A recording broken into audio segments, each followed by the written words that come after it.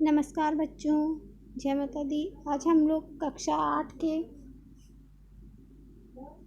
अध्याय 7 कोशिका शरीर की संरचनात्मक और क्रियात्मक इकाई के प्रश्नोत्तर बनाना प्रारंभ करेंगे।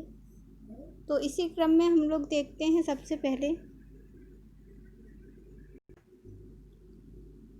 नंबर 65 पे दिया हुआ पहला प्रश्न। ठीक है, हम लोग पेज के अनुसार एक एक करके प्रश्नों को यहाँ पर हल करते जाएंगे। ठीक है, तो जो सबसे पहला प्रश्न है हमारा पेज नंबर 5 का, वो है, ठीक है, पादप कोशिका के बाह्य आवरण को क्या कहते हैं। हमारा पहला प्रश्न क्या है, पादप कोशिका के बाह्य आवरण को क्या कहते हैं। तो उत्तर को देखने से पहले हम लोग क्या करेंगे, थोड़ा सा इस प्रश्न को पहले समझ लेंगे। ठीक, ये जो है पादप कोशिका, ये पादप कोशिका का बाहरी आवरण जो है आपको ये ग्रीन कलर में ये दिखाई दे रहा है, ये क्या करता है, पादप कोशिका के आंतरिक पदार्थों को संरक्षित करने का कार्य करता है। ठीक है, और इसको हम लोग क्या कहते हैं, यहाँ पर देखिए नामांकित चित्र आपको दिखाई दे रहा होगा एक तो यहाँ पर जो ग्रीन कलर का पादप कोशिका का बाहरी आवरण का भाग है उसको हम कहते हैं कोशिका भित्ति। ये किस पदार्थ से निर्मित होता है, सेलुलोज से निर्मित होता है। ठीक है, तो यहाँ पर पादप कोशिका के बाह्य आवरण को क्या कहेंगे हम लोग, इसका उत्तर आप लोग क्या लिखेंगे। ठीक है, तो इसको देख लेते हैं। पादप कोशिका के बाहरी आवरण को हम लोग क्या कहते हैं, कोशिका भित्ति कहते हैं। पादप कोशिका के बाह्य आवरण को क्या कहेंगे, कोशिका भित्ति कहेंगे। ठीक, तो इसका आंसर आप लोग यहाँ स्क्रीन से अपनी नोटबुक में लिख सकते हैं। पादप कोशिका के बाह्य आवरण को कोशिका भित्ति कहते हैं। ठीक है, अब देखते हैं अगला प्रश्न इसी क्रम में, प्रश्न नंबर 2। ठीक, प्रश्न नंबर 1 का आंसर हमारा क्या निकला, पादप कोशिका के बाह्य आवरण को क्या कहते हैं, कोशिका भित्ति कहते हैं। अब जो प्रश्न नंबर 2 है हमारा, गोल्जी काय के क्या कार्य हैं। ठीक, तो फिर से हम लोग एक कोशिका के चित्र को देख के पहले इस प्रश्न के उत्तर को समझने का प्रयास करते हैं। ठीक, यहाँ पे एक पादप कोशिका ही देख लेते हैं। पादप कोशिका में यह आपको गोल्जी काय दिखाई दे रहा है। ठीक है, कुछ इस प्रकार की आकृति का कोशिकांग होता है। ठीक, और इसके अंदर बहुत सारे एंजाइम भरे होते हैं। एंजाइम के अतिरिक्त यहाँ पर कुछ पोषक पदार्थ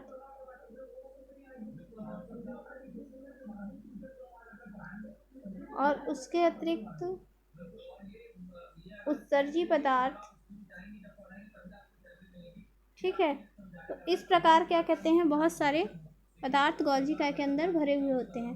तो ये इससे जो है इन पदार्थों का लगातार स्त्रवण होता रहता है, मतलब ये पदार्थ जो हैं इस गोल्जी काय की सहायता से एक स्थान से दूसरे स्थान जाते रहते हैं। यहाँ रिक्तिकाओं का निर्माण होता है, और जिन रिक्तिकाओं में एंजाइम की अधिकता होती है उन रिक्तिकाओं को हम क्या कहते हैं, लाइसोसोम कहते हैं। लाइसोसोम भी क्या होता है, एक पाचन करने वाला कोशिकांग होता है। ये कोशिका के अंदर हानिकारक तत्वों को पाचन करके उनको नष्ट करने का कार्य करता है। तो सबसे पहला क्या हो गया कि गोल्जी काय के अंदर उत्सर्जी पोषक पदार्थ, एंजाइम इत्यादि का स्त्रवण लगातार होता रहता है। दूसरा क्या हो गया, ये इन पदार्थों का स्त्रवण कैसे करता है, तो यहाँ पर ऐसे जो गोल्जी काय की बाहरी झिल्ली है उसमें ऐसे वलय उत्पन्न होता है और वो एक रिक्तिका का निर्माण करता है, जिसके अंदर ये पदार्थ क्या होते हैं, संग्रहित होकर एक स्थान से दूसरे स्थान जाते हैं। ठीक है, तो गोल्जी काय और क्या कर रहा है, रिक्तिका में पदार्थों को पैक कर रहा है। कौन से पदार्थों को, उत्सर्जी पदार्थों को, पोषक पदार्थों को और एंजाइम को। तो यहाँ पर गोल्जी काय पैकेजिंग का भी कार्य कर रहा है। और लाइसोसोम नामक जो कोशिकांग है उसका निर्माण भी कौन कर रहा है, गोल्जी काय कर रहा है। तो आइए इसका जो है एक सिस्टमेटिक उत्तर हम लोग यहाँ पर देख लेते हैं कि क्या होगा गोल्जी काय के कार्यों का। तो आप ऐसे लिख सकते हैं, गोल्जी काय के निम्नलिखित कार्य हैं। सबसे पहला है रासायनिक पदार्थ का स्त्राव करना। वो क्या करेगा? रासायनिक पदार्थों को स्त्रवित करता है। दूसरा है पदार्थों की पैकेजिंग करना। पदार्थों को पैक करके, कौन कौन से पदार्थ हैं? एंजाइम, वो पोषक पदार्थ को, उत्सर्जी पदार्थ को पैक करके कोशिका में एक स्थान से दूसरे स्थान तक भेजता है। और लाइसोसोम का निर्माण करना। लाइसोसोम के अतिरिक्त यह और किसका निर्माण करता है? रिक्तिका का निर्माण भी करता है। ठीक है, तो इसके आंसर में आप लोग यह लिख सकते हैं। अब देखते हैं पेज नंबर 65 के तीसरे प्रश्न की ओर बढ़ते हैं। पेज नंबर 65 का तीसरा प्रश्न है, लाल सेब फल में कौन सा लवक पाया जाता है?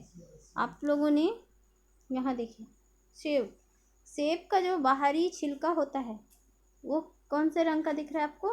लाल रंग का दिख रहा है। या कई फल होते हैं जिनके बाहरी छिलके जो है अलग अलग रंग के दिखाई देते हैं। तो ये जो रंग होता है ये एक विशेष कोशिकांग के कारण होता है। आपने देखा होगा किसी पादप कोशिका में हरित लवक यानी क्लोरोप्लास्ट पाया जाता है। ठीक है, क्लोरोप्लास्ट, या जिसको यहाँ पर क्या लिखा है? हरित लवक लिखा हुआ है। ये देखिए हरित लवक लिखा है। तो ये जो हरित लवक इसलिए है क्योंकि वो हरे रंग का है। यहाँ पर लवक शब्द को आप देखिए, लवक जो है कुछ ऐसे कोशिकांग होते हैं जो कोशिका को रंग प्रदान करने का कार्य करते हैं। तो लवक मुख्य रूप से 3 प्रकार के होते हैं।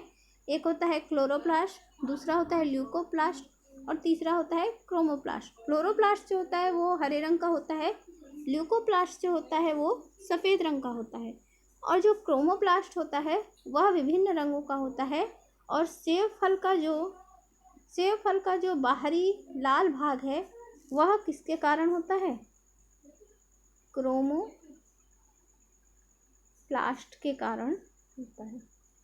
किसके कारण होता है? क्रोमोप्लास्ट के कारण, क्योंकि हरे और श्वेत रंग को छोड़ के बाकी सब रंग जो है जो फलों में और पौधों की पत्तियों इत्यादि में पाए जाते हैं वो किसके कारण होते हैं? क्रोमोप्लास्ट के कारण होते हैं। तो आप इसके उत्तर में क्या लिख सकते हैं? लाल सेब फल में क्रोमोप्लास्ट पाया जाता है। कौन सा लवक पाया जाता है? क्रोमोप्लास्ट पाया जाता है। क्यों पाया जाता है? क्योंकि उसका जो लाल रंग है वह क्रोमोप्लास्ट के कारण ही बनता है। ठीक है, तो चलिए अब इसी क्रम में इस पृष्ठ क्रमांक 65 का अब हम प्रश्न नंबर 4 देखेंगे। प्रश्न नंबर 4 है, प्रोटीन की फैक्ट्री किसे कहते हैं? प्रोटीन की फैक्ट्री किसे कहते हैं? इसके बारे में हम लोग पहले भी पढ़ चुके हैं कि जो कोशिका होती है उसका अधिक सभी कोशिकांग, जीव द्रव्य, कोशिका झिल्ली आदि के निर्माण के लिए हमको किसकी आवश्यकता पड़ती है? प्रोटीन की आवश्यकता पड़ती है। और जो हमारा एंडोप्लाज्मिक रेडिकुलम होता है उसकी बाह्य भित्ति पर छोटी छोटी इकाइयों के रूप में कौन सा कोशिकांग एकत्र होता है? राइबोसोम एकत्र होता है। और अमीनो एसिड की सहायता से टीआरएनए के संदेश पर यह क्या करता है? प्रोटीन की चेन का निर्माण करता है। ठीक है, तो यहाँ जहाँ पर कुछ चीज़ बन रहा है, ठीक है, उसको क्या कहते हैं? फैक्ट्री कहते हैं। ठीक है, बाहरी मात्रा में किसी पदार्थ का उत्पादन हो रहा है तो वह स्थान फैक्ट्री है। और प्रोटीन का निर्माण है किसकी सहायता से? अमीनो एसिड की सहायता से हो रहा है, तो उस कोशिकांग को हम क्या कहेंगे? प्रोटीन की फैक्ट्री कहेंगे। और यह कोशिकांग कौन सा है हमारा? राइबोसोम। कौन सा कोशिकांग है? राइबोसोम। तो हम किसको कहते हैं प्रोटीन की फैक्ट्री? इसके उत्तर में हम लोग क्या लिख सकते हैं? प्रोटीन की फैक्ट्री राइबोसोम को कहते हैं। ठीक है, तो प्रश्न नंबर 4 के उत्तर में आपको क्या लिखना है? प्रोटीन की फैक्ट्री किसे कहते हैं हम लोग? राइबोसोम को कहते हैं। अब अध्याय 7 का पृष्ठ क्रमांक 65 का अंतिम उत्तर जो है प्रश्न क्रमांक 5, इसको देख लेते हैं। कोशिका का ऊर्जा घर किसे कहते हैं और क्यों कहते हैं? तो इसको पहले समझ लेते हैं। ऊर्जा घर मतलब जहाँ पर क्या बन रहा है? ऊर्जा बन रही है। सभी जीवों को कार्य करने के लिए किसकी आवश्यकता होती है? ऊर्जा की आवश्यकता होती है। और कोशिका भी अपने आप में एक संपूर्ण जीव होता है, तो उसको भी कार्य करने के लिए किसकी आवश्यकता है? ऊर्जा की आवश्यकता है। तो जो एक चित्र देखते हैं पहले हम लोग, ये देखिए, क्या इस चित्र को आप लोग पहचान पा रहे हैं? ये जो है माइटोकॉन्ड्रिया का चित्र है और यहाँ पर एटीपी के रूप में, कौन से रूप में? एटीपी के रूप में जो है ऊर्जा का निर्माण होता है। ठीक है, कैसे होता है? यहाँ पर जो खाद्य पदार्थ होते हैं उनका ऑक्सीकरण किया जाता है और फिर जो है एडिनोसिन ट्राइफॉस्फेट के रूप में माइटोकॉन्ड्रिया में ऊर्जा का निर्माण होता है। तो इसका उत्तर, इस अंतिम प्रश्न का उत्तर हमारा क्या आएगा? देख लीजिए, कोशिका का ऊर्जा घर। इसका ऊर्जा घर, कोशिका का ऊर्जा घर माइटोकॉन्ड्रिया को कहते हैं, क्योंकि पोषक पदार्थों के ऑक्सीकरण के बाद माइटोकॉन्ड्रिया में एटीपी के रूप में ऊर्जा का निर्माण होता है। तो 8वीं कक्षा के अध्याय 7 शरीर की संरचनात्मक और क्रियात्मक इकाई कोशिका के 65 नंबर पेज पर उपस्थित 5 प्रश्नों के उत्तर हम लोगों ने यहाँ पर देख लिए, उनको थोड़ा समझने का भी प्रयास किया। आप इन प्रश्नों को अपनी नोटबुक में लिख लीजिए और नोटबुक का फ़ोटो खींच के और अपने व्हाट्सएप समूह में या अपनी गूगल क्लास में जल्दी से भेज दीजिए। और जो भी आपकी जिज्ञासा इस अध्याय से संबंधित हो, अध्याय 1 के प्रश्न उत्तर हम लोगों ने पहले PDF के रूप में आप लोगों तक पहुंचा दिए हैं। तो इस वीडियो को ज़्यादा से ज़्यादा लाइक कीजिए, शेयर कीजिए और कमेंट कीजिए, ताकि आप जैसे अन्य बच्चे जो अभी घर पर रहकर पढ़ाई कर रहे हैं वो लोग ज़्यादा से ज़्यादा इस वीडियो का लाभ उठा सकें। धन्यवाद।